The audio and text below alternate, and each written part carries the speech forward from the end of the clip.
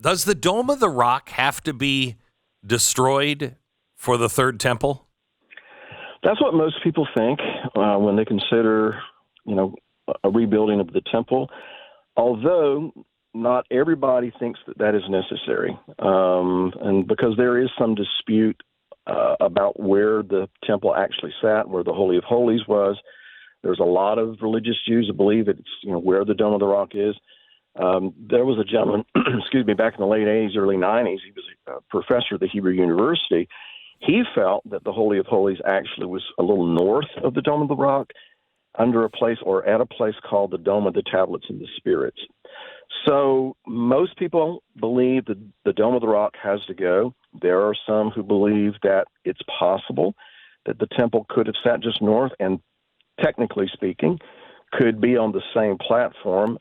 There's even a passage in Revelation chapter 11 where John is told to measure the temple of God and the altar, but to leave the court outside, leave that out, right, because that's given over to the Gentiles.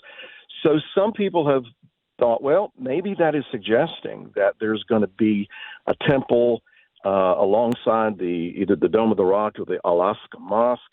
I don't know. I find that problematic for a lot of reasons, but I guess. Yeah.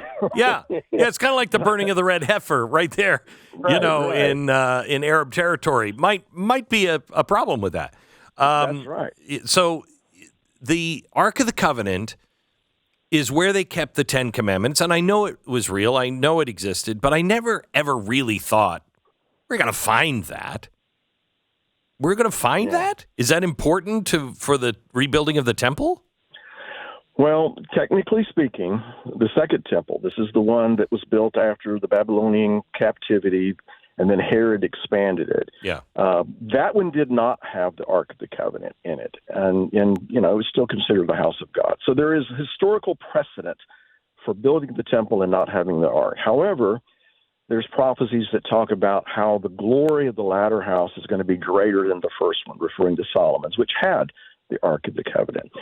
So technically, they could rebuild it without the Ark. However, there have been those in Israel since the reunification of Jerusalem who, not only do they want to build a temple on the Temple Mount, but they want to find the Ark of the Covenant. And there are a lot of traditions as to what happened to the Ark of the Covenant.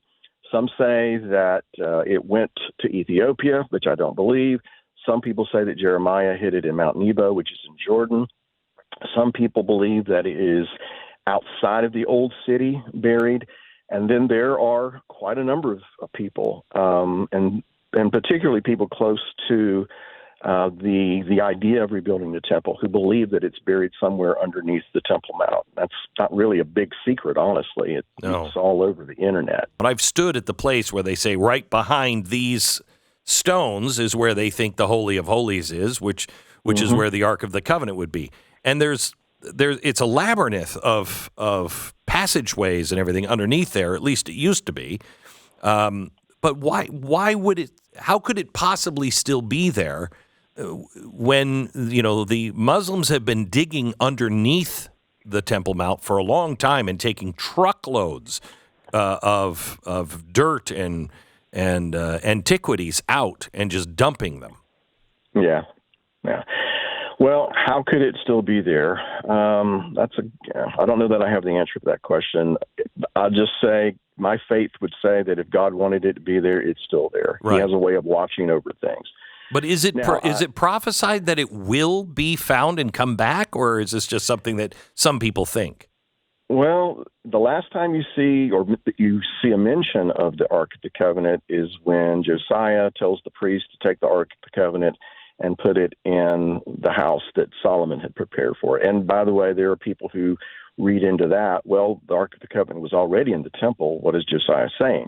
And some people say, well, that's he was hiding it because he knew the Babylonians were coming. And that's where some people think, well, it's hidden in somewhere around Jerusalem.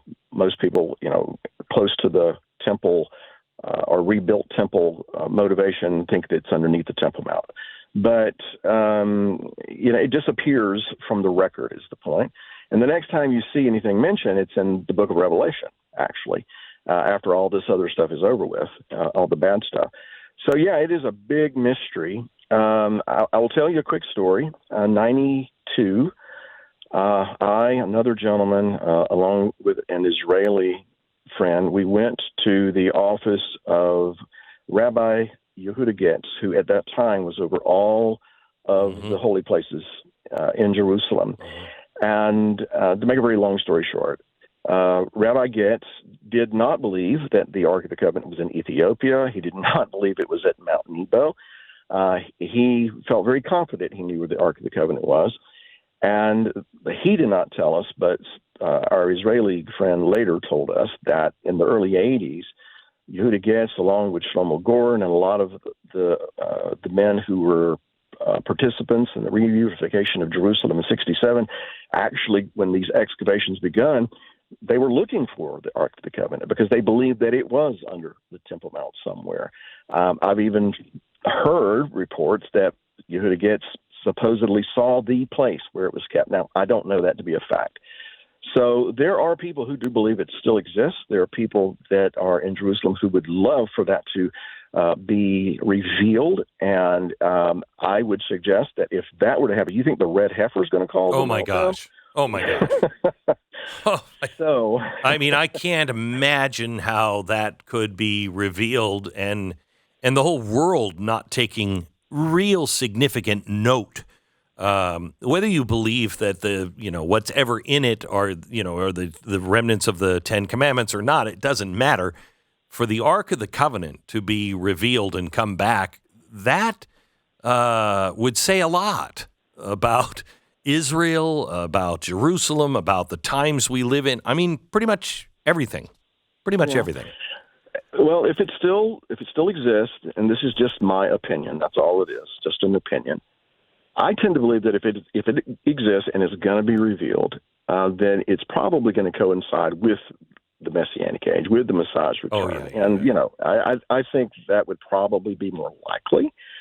But that doesn't mean that there aren't people who would be very, very excited to have opportunity to find it, look for it, and if they could bring it out. And that would cause World War III, most likely. It probably would. It's weird, Bill. When you're over there, you don't understand how this little patch of land has caused so much turmoil, really, in the world. Why everybody seems to be centered on that patch of land, because it's not very big.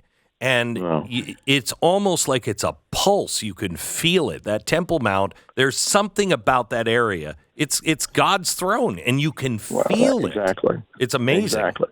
It's amazing. Well, and that what you just said is even prophetic. Prophecy says that he's going to make Jerusalem a burdensome stone. Yes. And even more so the Temple Mount, because that is where God's presence kissed the earth. That was.